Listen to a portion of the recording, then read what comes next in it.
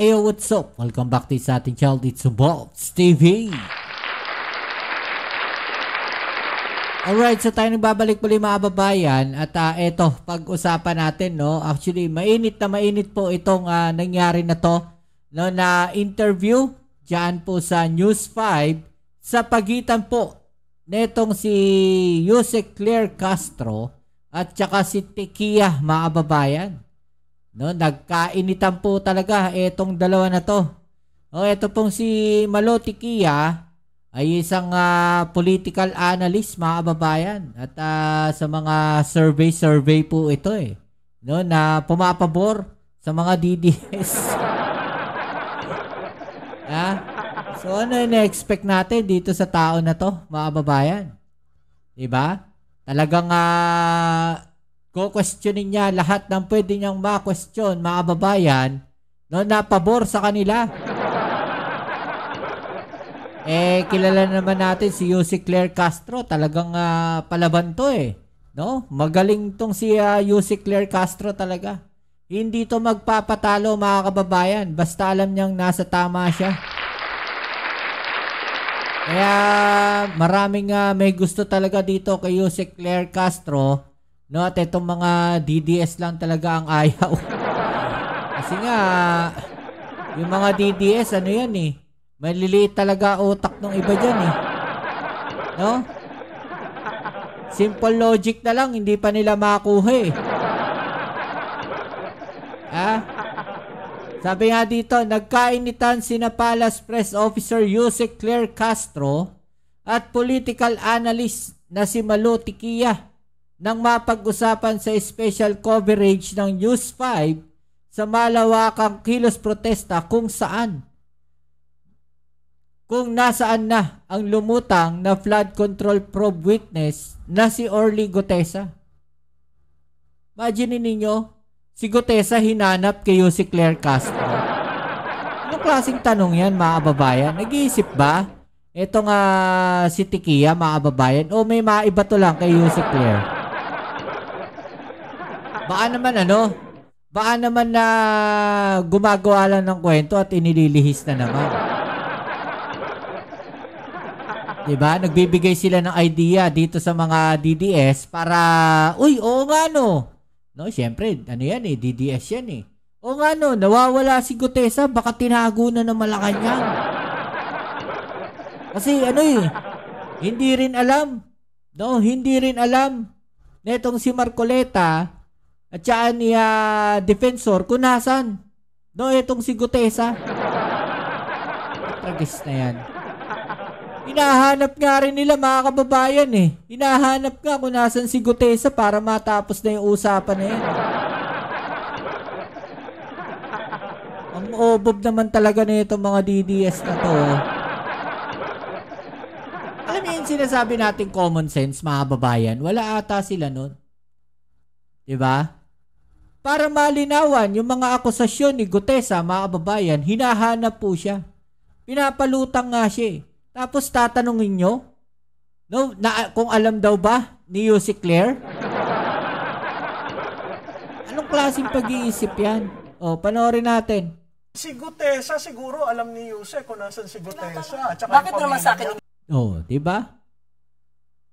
Si Gutesa raw, baka alam daw ni Yusek kung nasan si Gutesa tsaka yung pamilya.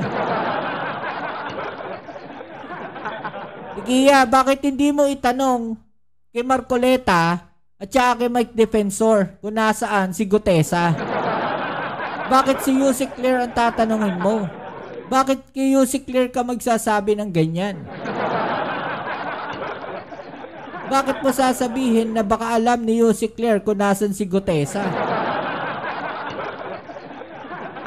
Ayan na naman tayo nililihis nyo na naman yung totoong issue Nililihis nyo na naman Diba, ibabato nyo na naman sa gobyerno Diba, ibabato nyo na naman sa administrasyon Yan tayo Diba, hindi nyo na alam kung paano pagtatakpan kaya ibabalik nyo na sa administrasyon Yan tayo Hindi bintang, baka kayo may alam. Total kayo naman yata may kakilala dyan. Ikaw ang nasa gobyerno di ba? Hindi raw niya alam, mga kababayan. Eh, hindi mo naman pala alam eh. Bakit hindi ka ba nanonood ng balita? Hindi ba nanonood ng balita tong si Tikia, mga kababayan? Hindi ba siya sumusunod? No, sa kwento netong si Gutesa. Kilala nga niya si Gutesa eh. Diba? Alam niya yung pangalan ni Gutesa eh. Imposibleng hindi niya nasusundan yung kwento na to. No? Imposibleng hindi niya alam kung ano yung nangyayari. Kalokohan. Malaking kalokohan, mga kababayan. Imposibleng hindi niya alam kung sino ang naglabas kay Gutesa. Diba? Ang naglabas kay Gutesa, sino? Si Marcoleta, tsaka si Mike Defensor. Bakit hindi yun ang tanongin mo? Oh. Si Gutesa, siguro alam ni Yuse kung nasan si Gutesa. Tsaka Bakit mo naman sa akin ibibintang? Baka kayo may alam. Total, kayo hindi naman ko alam yata kasi may kakilala dyan. Hindi, ikaw ang nasa gobyerno eh. Pero teka lang, sino ba nag-present sa kanila? Ay, hindi ko alam kung sino nag-present. Please, Hindi raw niya alam kung sino nag-present. Di ka ba nanonood ng balita, Tikia? Bakit mo ibabato kay Yuse Claire Castro? Bakit mo ibabato kay Yuse Claire Castro? Bakit mo sa kanya tatanungin? Bakit mo sasabihin sa kanya na baka alam, no? Kung nasaan si Gutesa? Kung alam ng administrasyon kung nasaan si Gutesa, mga kababayan, eh inilabas na yan. Pinakanta na yan. Diba? Sinabi na ni Gutesa, ay sinabi na ng administrasyon kung nasaan si Gutesa. Eh, mismong Marines nga, hindi alam eh. Hindi nga sinasabi ng Marines, wala raw sa kanila eh. Diba? Kasi nungalingan nga yung sinabi ni Defensor eh. Sabi niya, nasa Marines compound daw. Oh, eh nagsalita na yung AFP, nagsalita na yung Marines. Wala daw sa kanila, si Gutesa. Tapos tatanungin nyo kay Yuse Claire? Tatanungin nyo sa administrasyon kung nasan si Gutesa? Sasabihin nyo, alam ng administrasyon? Malaking kalokohan, mga kababayan. Malaking, nako, ayoko lang magsalita. Pero ito ay napakalaking katarantaduhan, mga kababayan, sa totoo lang. si Gutesa, siguro alam ni Yuse kung nasan si Gutesa. Tsaka Bakit mo naman sa akin ibibintang? Baka kayo may alam. Total, kayo hindi naman ko alam yata kasi may kakilala dyan. Hindi, ikaw ang nasa gobyerno eh. Pero teka lang, sino ba nag-present sa kanila? Ay, Yung mga hindi kaalyado. ko alam kung sino nag-present. Please do not Hindi accuse ko may me. nag-present dyan. Basag, mga kababayan. Diba? Basag. Basag si Tikia. Diba? Hindi niya alam kung sino nag-present. Oh, imposibleng hindi mo alam kung sino nag-present. Kalokohan naman. Political analyst ka, hindi mo nasusubaybayan si Gutesa kung nasaan. Kalokohan yun. Malaking kalokohan yan, mga kababayan. Yan yung trabaho nyo eh. Political analyst ka eh. Imposibleng hindi mo alam kung nasan si Gutesa. Ano? Trap? Hinuhuli nyo si Yuse Claire Castro na madulas na magsabi na magkamali ng sasabihin ng isasagot? No way. Diba? Eh magaling si Yuse Claire, mabilis. Oh, matalino. Oh, disupalpal ka kagad. Diba? Wala kang lusot. Oh. Baka kaalyado nyo nag-present Ay, yan. hindi. Ayan ang propaganda. Biro mo ang assertion mo. Ako kasama? Eh, ba't mo hinahanap sa akin? Baka Ay, alam mo. Alam mo, pag ikaw... May sinabi ba na kasama siya? Mga kababayan? Diba? Wala naman sinabi na kasama siya. Kaalyado. Pero yung ibig niya sabihin ni Yuse Claire dito doon sa kaalyado, parehong lahi. Diba? Kumbaga, parehong kaliskis. Diba? Oh. Parehong DDS. Diba? Ayan ang propaganda. Biro mo ang assertion mo. Ako kasama? Eh, ba't mo hinahanap sa akin? Baka alam mo. Alam mo, pag ikaw ang estado, Okay. never mind. Well, let's I respect this show. I do not want to go to the gutter. So, don't start kasi. You're putting something to me. But you are representing government. But still, bakit ko malalaman? Hindi ako nag-present dyan. Oh, bakit mo sa akin You ipapatungkol can sa akin na always say malamang it alam in a ko? very nice way But without you don't have insulting to people. start. You don't have to Excuse start. Diba? You can always say it in a very nice way. Pero siya yung nagsimula, mga kababayan. Diba? Siya yung nag-umpisa. Di ba? Yun yung sinasabi sa inyo. Itong mga DDS na to, pag wala ng palusot mga kababayan, kung ano-ano na sasabihin. Pagka nasusukol mo na mga kababayan, no, marami ng palusot talaga yung mga yan. It's either ibalik sa administrasyon yung problema pagka nasusukol na sila o hahanap na sila ng ibang issue. Ganyan ang mga DDS. Okay. Excuse me. You have to start. Let's ask lang each one.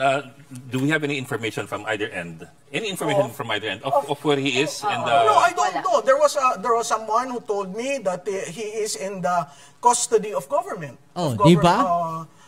Di ba? Alam niya kung nasaan. Tapos sasabihin niya, alokohan niyan, Tikiya. Sinasabi mo kanina na hindi mo nga alam kung sino nag-present. Kasasabi lang niya, hindi niya alam kung sino nag-present. Ngayon, sasabihin niya na may nagsabi sa kanya na nasa custody ng government. Yung sinasabi niya na nasa custody ng government, mga kababayan, yan yung sinasabi ni Mike Defensor. So, ibig sabihin, updated siya, mga kababayan. Huling-huli sa bibig, mga kababayan, no? Sabi niya kanina, ano sabi niya kanina? Ulitin natin ha. Tandaan natin yan. 103. Ulitin natin dito sa unahan, mga kababayan. Si Gutesa siguro alam ni Yuse kung nasan si Gutesa. Bakit naman sa akin ibibintang? Baka kayo may alam. Hindi, Total kayo hindi naman ko alam yata may kakilala dyan. Hindi, ikaw ang nasa gobyerno eh. Pero teka lang, sino ba nag-present sa kanila? Ay, Yung mga hindi kaalyado ko alam kung sino nag-present. Please do not Hindi accuse ko may me. nag-present. Hindi raw niya alam kung sino nag-present, mga kababayan. Ha? Yun yung sabi niya. Hindi niya alam kung sino nag-present. So, ibig sabihin, no, parang sinasabi niya dito na hindi niya namo-monitor kung ano yung nangyari kay Gutesa. Pero dito, sabi niya, mga kababayan, malinaw na sinabi niya dito sa part na to, he is in the custody of government. There was someone who told me that he is in the custody of government. di ba? Di updated siya, mga kababayan. May nagsabi sa kanya eh. Ikaw ba, kunyari, may nagkwento sa'yo? No, na isang, kunyari, isang issue. Hindi mo ba babalikan kung ano yun? Paano nangyari yan? Bakit nangyari yun? Ikwento mo nga ng buo. Bakit napunta sa government?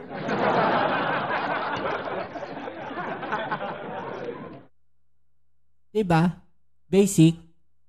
Itatanong mo, syempre. Sino ba yung Gutesa na yan? Ano bang meron dyan sa Gutesa na yan? Bakit mo sinasabi sa akin na nasa custody siya ng government? Diba? O ba, imposible naman basta i-open sa'yo, si Gutesa nasa custody ng government na hindi ka nagtatanong.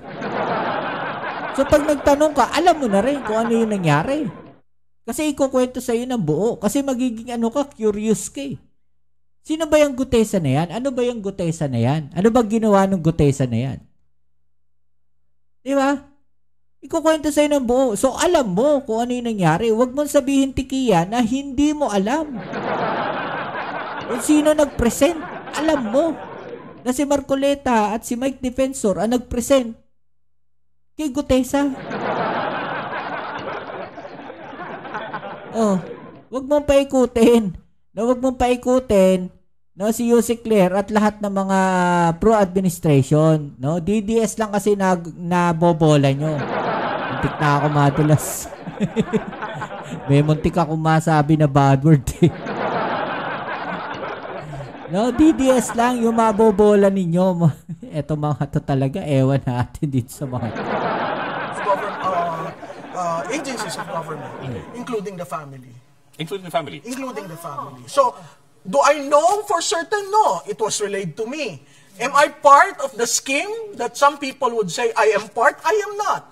I am just an ordinary citizen who loves this country and would like to comment on certain things. Tinanong natin yan sa Marines eh. At sinabi nila na wala sa kustodiya nila, walang nakakaalam. Siguro, ang dapat na natin tanong si Mike Defensor. Diba? Yun. Ganon kasimple, mga kababayan. No, yung sinasabi natin dito. Anong ine-expect ninyo, no, sa mga tao na nakapanig sa DDS? 'Di ba?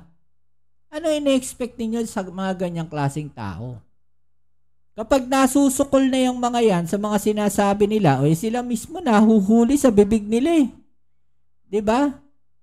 Kapag nasusukol na yung mga yan, mga kababayan, anong nangyayari? Naghahanap na sila ng butas. Naghahanap na sila ng palusot. 'Di ba? Agaya niyan, yun nangyayari kay Saldi ko ngayon. Kung ano-ano mga pinagsasabi. Halata naman na scripted yung mga nilabas niyang video. Pinahaba-haba pa. 'Di ba? Yun lang din naman ang laman. Pinaikot-ikot lang. Tapos sablay pa yung editor niya. Hindi ko alam kung pati yung director ng video niya, sablay din pati yung gumawa ng script. 'Di ba? Yung sinasabi natin, DDS lang maloloko ninyo. Ano pong masasabi niyo dyan, mga kababayan, no? I-comment na lang sa ibaba yung mga opinion na natin yung pag-usapan, alright? So yan muli, maraming salamat sa lahat ng mga patuloy na kasuporta dito sa ating channel. Kita-kits tayo sa ating next video upload. Ito muli ang inyong Kuya Mobs, it's Mobs TV. Peace.